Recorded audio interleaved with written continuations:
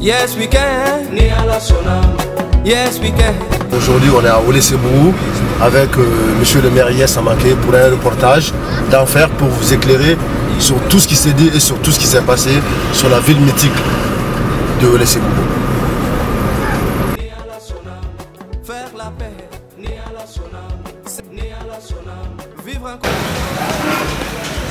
Bienvenue dans votre nouveau magazine d'information qui est Kafo Barakake. Aujourd'hui nous sommes à Oulé-Sébougou, chez le maire de Oulé-Sébougou, monsieur Yes Amaké.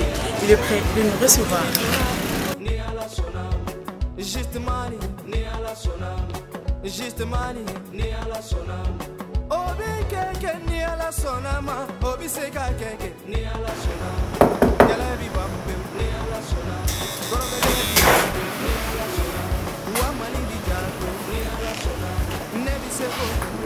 Bonjour, comment vous allez? Merci. Madame, mes hommages. Dieu merci, asseyez-vous. Merci de nous accueillir. C'est un plaisir. À votre modeste mairie. La mairie de Oulé-Sébougou vous souhaite la bienvenue. Merci beaucoup. Donc, monsieur Samaké, merci de nous accueillir dans votre modeste mairie. Modeste mairie, pourquoi? Parce que j'aurais pu dire somptueuse, mais je dirais la modeste mairie de la somptueuse ville de Oulé-Sébougou. Soyez la bienvenue à la mairie de Oulé-Sébougou. Nous sommes très fiers de vous accueillir ici aujourd'hui. Monsieur Samaké, merci encore. C'est un honneur pour toute l'équipe d'avoir fait le déplacement jusqu'à Oulé-Sébougou pour venir vous interviewer et parler de vos réalisations. Ce qui n'est pas sans savoir que vous avez fait beaucoup de choses pour cette ville depuis votre élection à la mairie. Nous sommes là pour essayer de viabiliser et montrer concrètement tout ce que vous avez fait pour cette ville. Tout ce dont pourquoi vous êtes magnifique, je veux dire, parce que les gens ont beau parler de Yes Amaké, mais il faut se rendre ici à Oulé-Sébougou pour connaître réellement votre valeur. Donc dites-moi, depuis 2009 jusqu'à aujourd'hui, qu'est-ce qui a changé en vous? Moi, je dirais que je suis le maire le plus heureux du Mali. Et je remercie d'abord les populations de Oulé-Sébougou de l'opportunité qui m'a été offerte de diriger les destinées d'une communauté de 80 000 personnes. Oulé-Sébougou aujourd'hui connaît un essor, non seulement en guise de réalisation, mais le plus important, c'est d'abord la participation de toute la population de la commune. Le succès que nous avons réalisé ici est attribuable à toute l'équipe communale. J'ai l'insigne honneur de diriger une équipe bien soudée, malgré la diversité partisane. Ceci dit, nous avons pu réaliser depuis 2009 un grand nombre d'infrastructures. Nous avons pu construire 7 écoles pour la plupart des seconds cycles. Je suis fier de dire que la commune de Oulé-Sébougou compte 44 villages et ces 44 villages ont tous leur premier cycle. Et de plus en plus, nous rapprochons le second cycle au village. Les enfants n'ont plus à marcher 3 à 5 km pour se rendre au second cycle le plus proche. Nos réalisations ne sont pas limitées seulement à l'école, mais j'aimerais insister parce que nous croyons ici à Oulé-Sébougou que l'éducation est le socle du développement. Nous croyons qu'aucun pays ne saurait se développer sans avoir atteint un certain niveau d'éducation pour son peuple. Alors pour ce faire, nous nous sommes investis à priori dans l'éducation. Et nous avons construit une cité des enseignants. Nous avons clôturé le stade. Nous avons aussi construit un grand stade de standing international qui n'est pas encore terminé, qui est en cours de construction. Oulé-Sébougou, depuis 2009, a été doté de son premier lycée public. Oulé-Sébougou, aujourd'hui, a pu bénéficier de partenariats féconds avec des docteurs américains, des centaines qui viennent chaque année travailler aux côtés de nos docteurs de Oulé-Sébougou pour soigner gratuitement des dizaines de milliers de patients gratuitement. Nous avons aussi construit tout juste un pont, rénové l'aspect de la mairie. Mais je vais vous dire la réalisation la plus importante de ces 5 dernières années, c'est la restauration de la confiance de la population en l'équipe dirigeante. Aujourd'hui, le mois de mars dernier, nous avons célébré un taux de recouvrement des impôts et taxes les plus élevés dans le pays. C'était 100,74%, inclus les arriérés. Cela dénote de la confiance que les populations portent au leadership de la commune. Et c'est voulu. Nous avons institué le Blomba, c'est-à-dire le conseil des sages de la commune de Woulésébougou, pour bâtir un climat de confiance, pour bâtir un climat de participation, mais aussi un climat de communication où chaque citoyen de la commune peut savoir à n'importe quel moment combien d'argent est dans la caisse de la commune, quel village a payé quoi et quels sont les investissements. Mais aussi les populations ont été impliquées dans le processus de décision des priorités de la commune. Cela a fait que les gens ont été inspirés à s'approprier le processus de développement. Cela est le fondement de la réussite de la décentralisation. Nous voulons de moins en moins l'empreinte de l'État, sur le processus de décentralisation. Nous voulons que ce soit notre processus, pas le processus du gouvernement central qui est trop éloigné de nos problèmes. Et voilà pourquoi je suis le maire le plus heureux du Mali.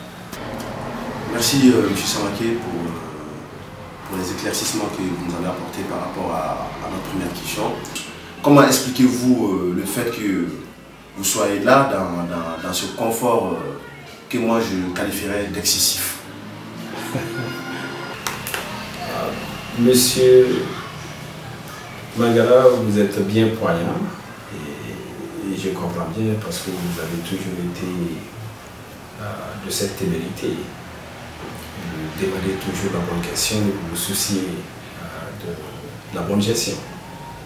Vous savez, je suis de ceux-là qui respectent la vie publique.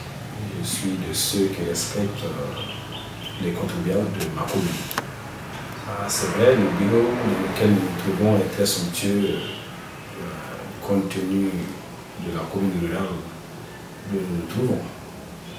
Mais j'avoue que quand le chef de village ne peut pas s'offrir le luxe de s'asseoir dans un fauteuil bourré, nous ne devons pas prendre son argent et le mettre dans un fauteuil bourré pour le maire. Car il ne peut pas s'offrir un bureau confortable. Le maire ne doit pas se permettre d'utiliser l'argent du contribuable pour s'octroyer un bureau somptueux. C'est pourquoi j'ai le plaisir de vous annoncer que tout ce que vous voyez dans ce bureau sont des biens personnels. Si je veux le luxe, je le fais avec mes propres moyens. Et donc de la chaise, les visiteurs au fauteuil du maire, au bureau, aux armoires, même le téléviseur derrière moi, tout est personnel. Je l'ai amené ces chefs des États-Unis pour m'accompagner. Parce que j'ai donné une certaine envergure à ce bureau, à Woulésébougou, à la commune de Woulésébougou, les visiteurs sont heureux. Alors je me soucie aussi de leur confort. C'est pourquoi j'ai jugé nécessaire de fournir un peu mon bureau, même si c'est dans la commune rurale de Woulésébougou. Tout ceci vous appartient personnellement? Absolument, absolument et entièrement. Même l'ordinateur que vous voyez n'appartient pas à moi. Même le téléphone qui est sur mon bureau n'appartient pas à moi. Et donc, j'ai un respect profond au bien public. Je me garde d'utiliser cela illicitement. Quand je prenais pouvoir ici à Woulésébougou, j'ai juré devant chaque chef de village que je n'abuserai pas d'un franc de leurs taxes et que je ne m'asserai pas et regarder quelqu'un d'autre en abuser. je vous assure que je tiens cette promesse. Voilà pourquoi je ne suis pas surpris au début de cette question bien pointue, mais la réponse est telle. Merci M. Samaké. Cela me surprend guère, mais en tant que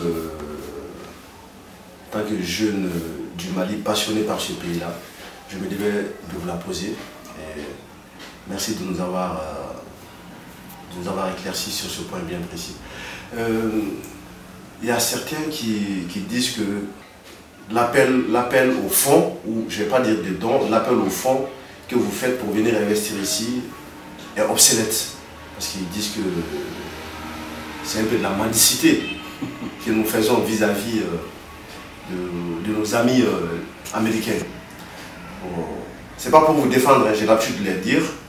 Je préfère apporter mon soutien à un mendiant qui va aller commander pour venir construire son pays qu'à quelqu'un qui vient puiser dans le maigre de ressources.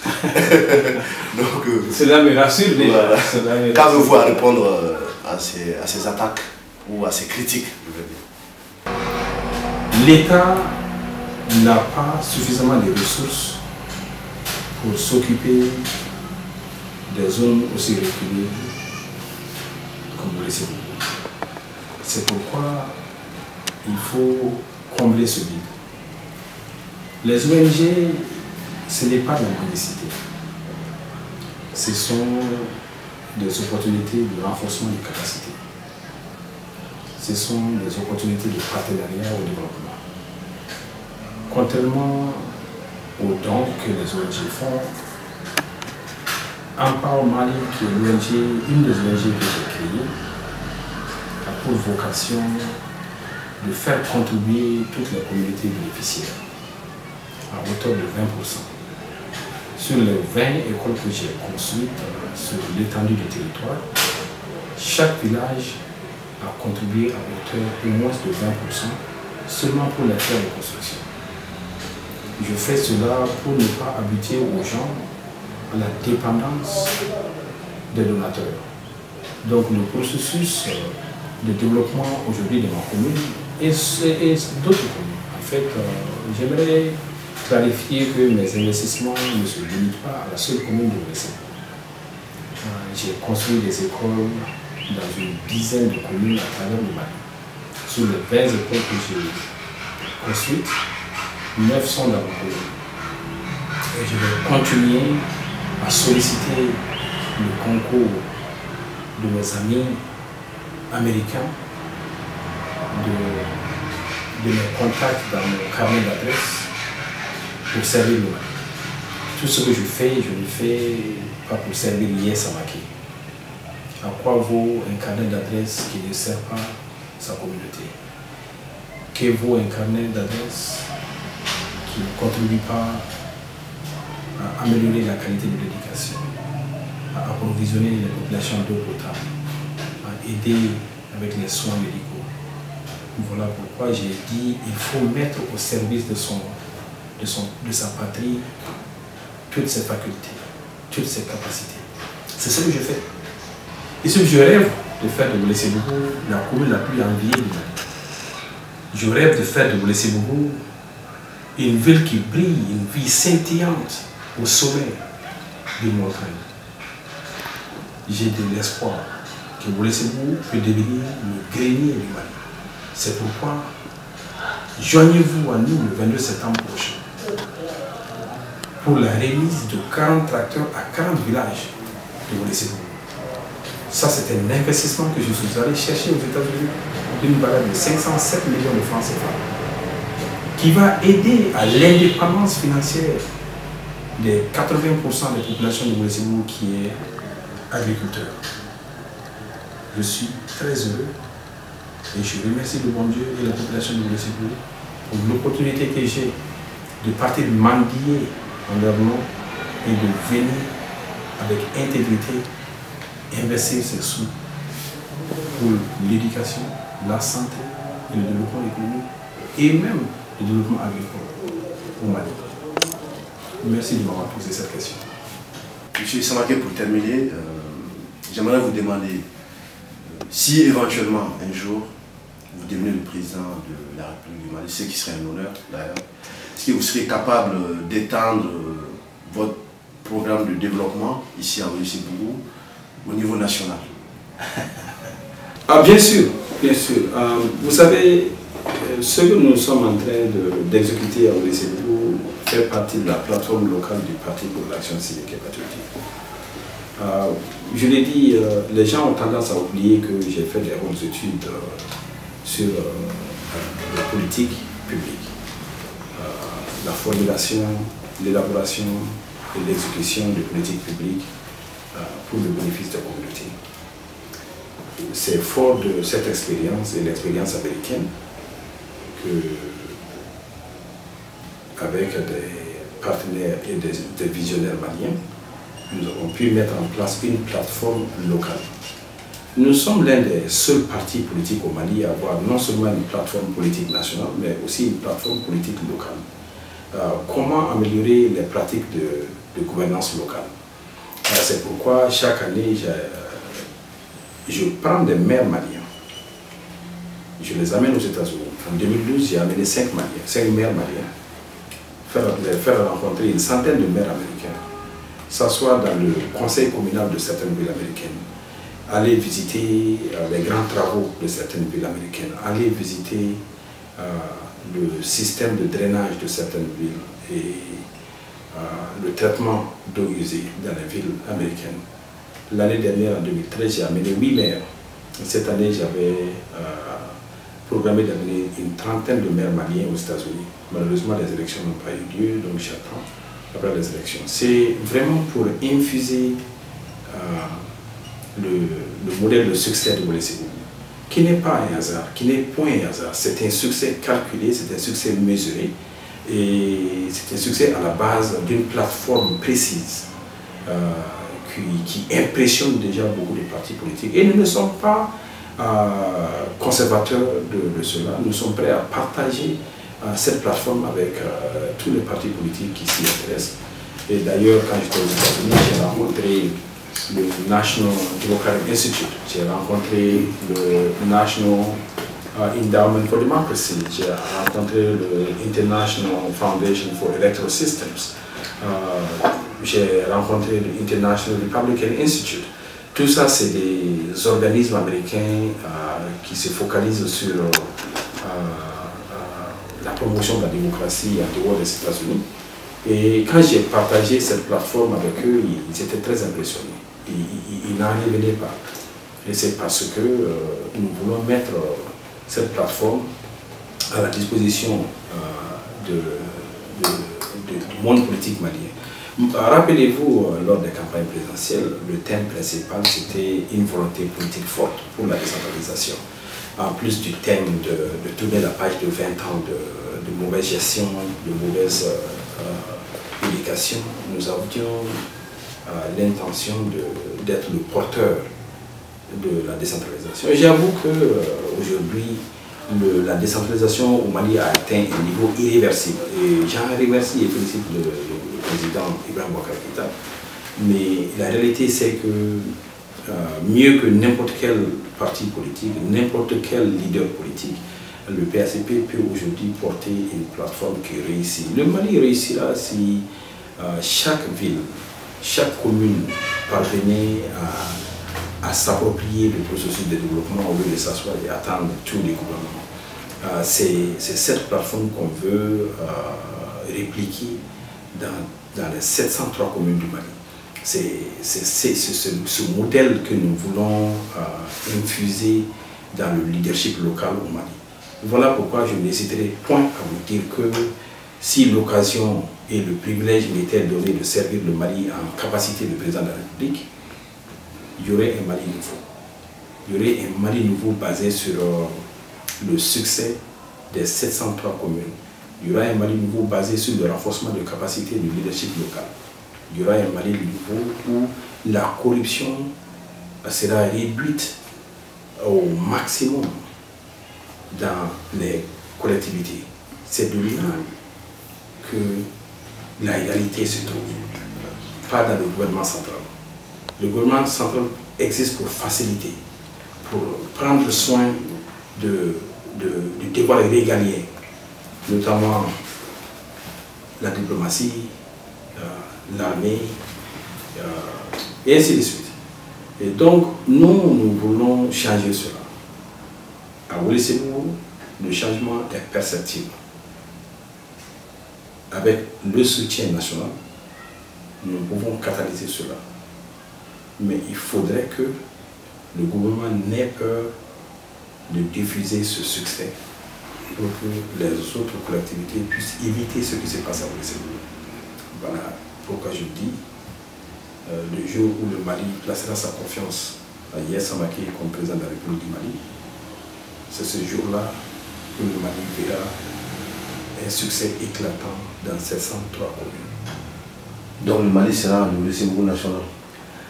Oui, le Mali sera le Welesebugu national. Vous savez, quand ça réussit, ça fait plaisir. Il y a une adhésion. On dit aux gens comment accéder à la décentralisation. Mais on ne dit pas aux gens à quoi ça ressemble.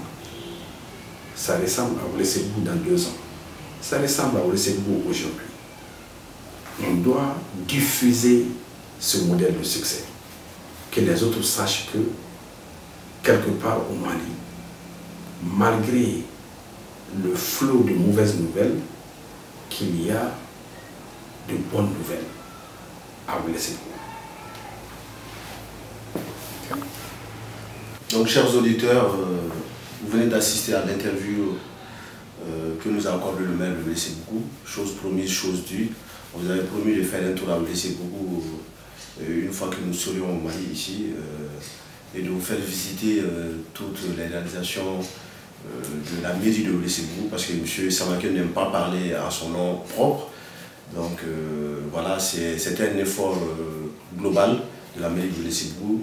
Donc nous espérons que l'interview et que cela vous a éclairé sur toutes les petites questions ou grandes que vous vous posez au sujet du maire lui-même, de sa commune qui est Welesebugu. Donc merci et à très vite pour le prochain numéro. Merci, monsieur le maire. Merci bien.